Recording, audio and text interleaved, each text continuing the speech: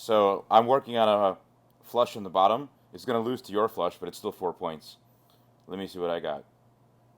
Okay, so I got a king, which I'm going to put up top so that I can go to Fantasyland with an ace. And I'm going to put the livest card I have in the middle, which is a 5, so that I can qualify either by making an ace or two pair in the middle.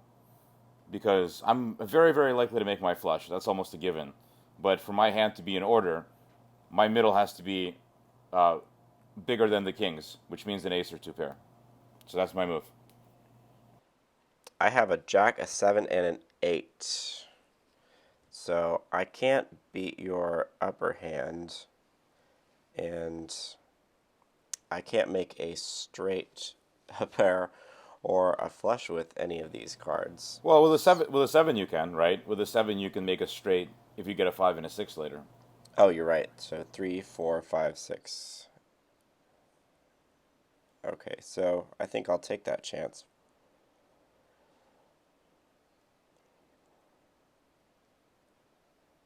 And I'll put my jack in the top hand. Okay. Cool. So I've got a little bit of a decision in my hand because I caught my ace, but it's the ace of spades. So experienced players in the game will know that that ace goes in the middle because making that pair of aces is something I need for the hand and I need it for the flush. But for the flush I can make any spades. There's still about 6 cards left that I want. Depending on which ones you threw away. Whereas for the ace, there's only 2 aces, and after this, there's only 1 ace left.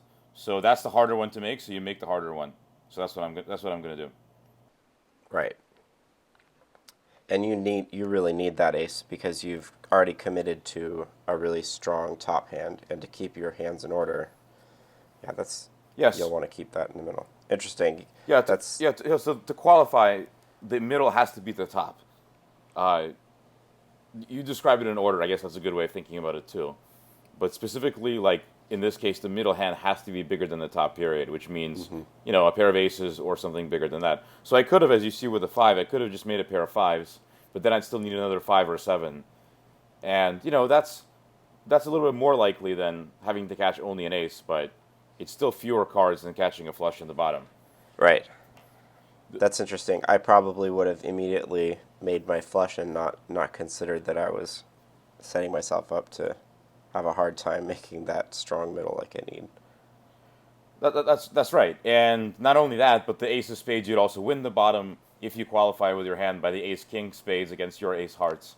So it's kind of complicated, but as an experienced player in the game, you just sort of pick up on what's the hardest one to make, and that's usually a pretty good rule. If you have a choice, if you have an embarrassment of riches, you make the one that's harder because it's a lot easier to make the easier one later. Right, that's very good. It's Okay. it's like some projects, right? You're supposed to do the hard job first, even though everyone does the easy job first. I know I do.